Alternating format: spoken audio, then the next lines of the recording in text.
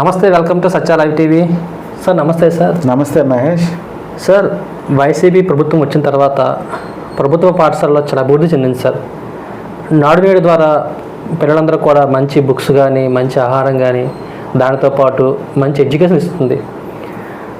ఇప్పుడు మీ గత చిన్నప్పుడు పాఠశాలలకి ప్రజెంట్ ఉన్న పాఠశాలకి డిఫరెన్స్ ఏంటి సార్? అప్పటికి ఇప్పటికి కొంచెం తేడా అనేది కొంచెం చెప్పండి సార్. ఇది మంచి ప్రశ్న మహేష్. ఎందుకంటే ప్రభుత్వాన్ని వాళ్ళు చేసే మంచి పనులు కూడా మనం చెప్పవలసినటువంటి అవసరం ఉంటుంది. ప్రభుత్వం తప్పులు కనుక చేస్తే ఎలా విమర్శిస్తామో ప్రభుత్వం చేసే మంచి పనులు కూడా సమ్మతించవలసినటువంటి విషయం ఎంతైనా ఉంటుంది. నా వరకు నేను కనుక చూసుకుంటే, నేను చిన్నప్పుడు చదువుకున్నప్పుడు మా నాన్నగారు ఎక్కువగా స్టేట్ బ్యాంక్ ఆఫ్ ఇండియాలో ట్రాన్స్ఫర్స్ అవుతూ ఉండేవి. అప్పటికి కాన్వెంట్లు అనేవి చాలా తక్కువగా ఉండేవి. కాన్వెంట్లు లేవని నేను చెప్పట్లేదు, కాన్వెంట్లు చాలా తక్కువగా ఉండేవి. అయితే ప్రజల్లో కూడా ఒక భావం ఏముండేదంటే, కాన్వెంట్ల కన్నా ప్రభుత్వ పాఠశాలలో చదివిస్తే బాగుంటుంది, ఎందుకంటే వాళ్ళు ఇచ్చే సర్టిఫికేట్కి వ్యాలిడిటీ ఎక్కువ అలా భావించేవాళ్ళు అప్పుడున్న పరిస్థితి. కాబట్టి గవర్నమెంట్ స్కూల్స్లోనే చదివించాలనే కాన్సెప్ట్ ఎక్కువగా ఉండేది. దాంతో చాలామంది ఇప్పుడు గవర్నమెంట్ ఎంప్లాయీస్ కానీ వాళ్ళు కానీ అందరూ ప్రభుత్వ బడిలోనే జాయిన్ చేసేవాళ్ళు. కాన్వెంట్లో చాలా అరుదుగా జాయిన్ చేసేవాళ్ళు. అప్పటికి కాన్వెంట్లు ఉన్నాయి. నా చిన్నప్పుడు కూడా మంచి కాన్వెంట్స్ ఉన్నాయి. అంటే private school convents private school అంటే ఎందుకంటే ఇప్పుడు అర్థం కాదు చాలా మందికి కాన్వెంట్ అంటే ప్రైవేట్ స్కూల్ అవి తక్కువగా ఉండేవి. మ్యాక్సిమం ప్రభుత్వ పాఠశాలలే. ప్రభుత్వ పాఠశాలకి మేము వెళ్ళినప్పుడు మాకు నేను చదివినటువంటి ప్రభుత్వ పాఠశాలలో 99% ఎక్కడ కూడా టాయిలెట్స్ అనేది ఉండేది కాదు. టాయిలెట్స్ లేవు. తర్వాత డ్రింకింగ్ వాటర్ ఉండేది కాదు. డ్రింకింగ్ వాటర్ అసలు ఉండేది కాదు అక్కడ. ఇలాంటి పరిస్థితుల్లో మేము వెళ్ళి మధ్యాహ్నం భోజనానికి మళ్ళీ దగ్గరైతే వెనక్కి తిరిగి వచ్చేవాళ్ళం. నేనైతే వెనక్కి తిరిగి వచ్చేవాడిని. కానీ నాతో పాటు చదువుకున్న చాలామంది పిల్లలు అప్పట్లో చిన్న చిన్న క్యారేజెస్ పెట్టుకొని వాళ్ళు ఆ స్కూల్కి వచ్చి చదువుకుంటూ ఉండేవాళ్ళు. అయితే ఇక్కడ ఏంటంటే పాపం పేదరికం చాలా దూరం నుంచి రావటం, ఈ టిఫిన్ బాక్సుల్లో కూడా టిఫిన్ లేకపోవటం, మంచి ఫుడ్ లేకపోవటం, అలాగే క్యాలరీస్ ఫుడ్ లేకపోవటం, పౌష్టికాహారం లేకపోవటం, ఇవన్నీ కూడా మేము ఫేస్ చేసినవే. కానీ ఈరోజు ఆ పరిస్థితి కనుక నుంచి చూసుకుంటే, ఈరోజు నాడు నేడు కార్యక్రమంలో జగన్మోహన్ రెడ్డి గారు ముఖ్యమంత్రిగా అయిన తర్వాత పాఠశాలలు చాలా ప్రగతి పదంలోకి వచ్చాయి. ముఖ్యంగా టాయిలెట్స్ విహారం అని నేను చెప్తా. టాయిలెట్స్ ఇప్పుడు అన్ని చోట్ల కూడా టాయిలెట్స్ వచ్చాయి. టాయిలెట్స్ వచ్చిన తర్వాత ప్రతి ఒక్కరికి కూడా దాని క్లీనింగ్ పర్పస్ కానీ వాటి కానీ బాగా పర్యవేక్షణ జరుగుతోంది. ఆ ప్రాబ్లం లేదు ఇప్పుడు. ముఖ్యంగా నేను చదువుకునే టైంలో బాయ్స్ అంటే బయటకు వెళ్ళి ఎక్కడైనా చేసేవాళ్ళు. లేడీస్కి చాలా ఇబ్బంది. లేడీస్కి చాలా ప్రాబ్లమ్స్ ఉంటాయి, చాలా ఇబ్బందులు ఉంటాయి. ఈరోజు వాళ్ళకి వీళ్ళకి సపరేట్గా టాయిలెట్స్ ఉండటం వల్ల చాలామంది స్కూల్కి వెళ్ళగలిగేటువంటి పరిస్థితిని ఈరోజు రాష్ట్ర ప్రభుత్వం కల్పించడంలో నేను చాలా గర్వంగా ఫీల్ అవుతాను. అది ముఖ్యమైనటువంటి పరిణామం. నెక్స్ట్, మేము చదివే టైంలో మధ్యాహ్నం భోజనం పథకం అంటే ఏమీ లేదు. తర్వాత ఎన్టీ రామారావు గవర్నమెంట్ ఇలాంటివన్నీ ప్రవేశపెట్టారు, కాదని నేను అన్నాను. కానీ ఇప్పుడు కనుక ఆంధ్రప్రదేశ్ రాష్ట్ర ప్రభుత్వం బలవర్ధకమైనటువంటి ఆహారం అంటే ఎంత ప్రోటీన్స్ ఉండాలి, ఎంత విటమిన్స్ ఉండాలి, కోడిగుడ్డు, ఆకుకూరలు, ఇవన్నీ ఇలాంటి మధ్యాహ్నం భోజన పథకం ఇప్పుడు చాలా పటిష్టంగా అమలు జరుగుతుంది. మా టైంలో అసలు మేము క్యారేజీ తెచ్చుకునే వాళ్ళం కాదు, ఏముంది కాదు, దూరమైనా నడుచుకుంటూ వెళ్ళేవాళ్ళం. ఈరోజు మధ్యాహ్నం భోజన పథకం మంచి స్కీము. ఇంకా చెప్పాలంటే మాకున్నటువంటి ప్రాబ్లం ఏంటంటే ఇంగ్లీషు బోధన.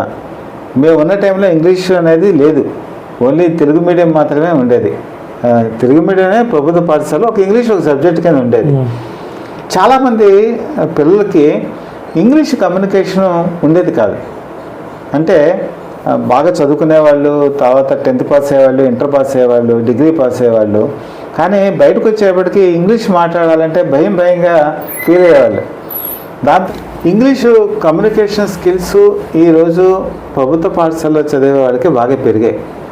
ఎందుకంటే ఇంగ్లీష్ని ఎప్పుడైతే ఒక ప్రాథమికంగా వాళ్ళు ఇంట్రడ్యూస్ చేశారో చిన్నప్పటి నుంచి కూడా ఆటోమేటిక్గా కమ్యూనికేషన్ అనేది పెరుగుతుంది. ఇప్పుడు ఆ జాగ్రత్తలు తీసుకుంటున్నారు. నెక్స్ట్ తెలుగు కూడా సేమ్ టైం ఇంపార్టెంట్. ఇంగ్లీష్ మనం ఎలా మాట్లాడతామో తెలుగు కూడా ఆ విధంగానే మాట్లాడగలిగే స్థాయికి ఈరోజు పాఠశాలలు తీసుకొస్తున్నాయి. దీనివల్ల ముఖ్యంగా ఏంటంటే కాంపిటేటివ్ ఎగ్జామ్స్లో మార్కులు స్కోర్ చేయాలంటే ఇంగ్లీషు ఉండాలి. నెక్స్ట్ హైదరాబాదు, ముంబై, లేకపోతే విశాఖపట్నం ఇలాంటి చోట్ల ఏదైనా ఒక ప్రైవేట్ కంపెనీస్లో కానీ గవర్నమెంట్ కంపెనీస్లో కానీ మనం మాట్లాడాలి అంటే ఇంగ్లీష్ చాలా మెయిన్ ఇంపార్టెంట్. ఈరోజు సాఫ్ట్వేర్ రంగంలో కూడా ఈ ప్రతి ఒక్కరికి కూడా ఇంగ్లీష్ కమ్యూనికేషన్ స్కిల్స్ అవసరం. ఒకప్పుడు ఆ పద్ధతి ఉండేది కాదు. ఇప్పుడు చాలా వరకు ఇంగ్లీష్ కమ్యూనికేషన్ స్కిల్స్ పెరగడానికి జగన్మోహన్ రెడ్డి గారు చేసినటువంటి నాడు నేడు కార్యక్రమంలో ఈరోజు స్పోకెన్ ఇంగ్లీష్ అనేది బాగా పెరిగింది. నెక్స్ట్ అప్పట్లో ఎలా ఉండేదంటే టీచర్స్ షార్టేజ్ ఉండేది. టీచర్స్ చాలా తక్కువ మంది ఉండేవాళ్ళు. ఇప్పుడు నాకు తెలిసి నేను చదువుకున్న రోజుల్లో ఒక టీచర్ వచ్చేవాడికి ఇంగ్లీషు వాళ్ళే చెప్పేవాళ్ళు, తెలుగు ఆయనే చెప్పేవాళ్ళు, మ్యాథమెటిక్స్ ఆయనే చెప్పేవాళ్ళు. తర్వాత మాకు క్లాస్ రూమ్ ఫెసిలిటీస్ కూడా సరిపోయేది కాదు. అందుకని ఏం చేసేవాళ్ళు అంటే ఒకసారి చెట్టు కింద కూర్చోబెట్టి ఆ చెట్టు కింద మధ్యాహ్నం అయితే బాగా ఎండ ఎక్కువగా ఉంటుంది, సాయంత్రం అయ్యే టైంకి ఒక చెట్టు కింద కూర్చోబెట్టి క్లాసులు చెప్పినటువంటి సందర్భాలు కూడా ఉండేవి. మేము బయట చదువుకున్నాం. క్లాస్ రూమ్లో సరిపోక ఎండ అయినా వానైనా మేము బయట చదువుకున్న రోజులు కూడా ఉన్నాయి, తడిసిపోయినటువంటి సందర్భాలు కూడా ఉన్నాయి. ఇవి చెప్తే ఈరోజు చాలామంది ఆశ్చర్యపోవచ్చు. కానీ ఈరోజు ప్రతి ఒక్కళ్ళు కూడా ఈరోజు కన్స్ట్రక్షన్స్ చేశారు, ఎక్కువగా దానికి ఉన్నటువంటి క్లాస్ రూమ్స్ పెంచారు. ఈరోజు వర్షం వచ్చినా ఏమొచ్చినా క్లాస్ రూమ్లో కూర్చొని చదువుకునేటువంటి స్థాయికి ఈరోజు జగన్మోహన్ రెడ్డి గారు తీసుకొచ్చారు. అది విప్లవాత్మకమైనటువంటి మార్పు. మేము చదివినటువంటి నాడు నేడు పాఠశాలలో పుస్తకాలు సరిగా దొరికేవి కావు. ముఖ్యంగా నేను చదువుకున్న టైంలో ఈ సిలబస్ మార్పు వచ్చేది.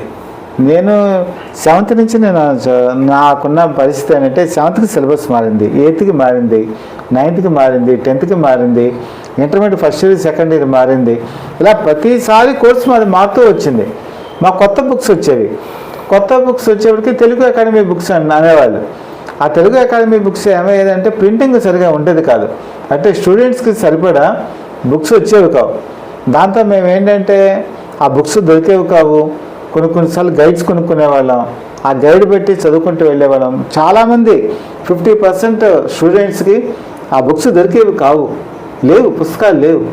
అయినా సరే వాళ్ళు కూడా ఏదో రకంగా ఒక పుస్తకం ఉన్న వాళ్ళ చేత నోట్స్ రాసుకొని ఆ నోట్స్ చదువుకొని మేము వెళ్ళేవాళ్ళం.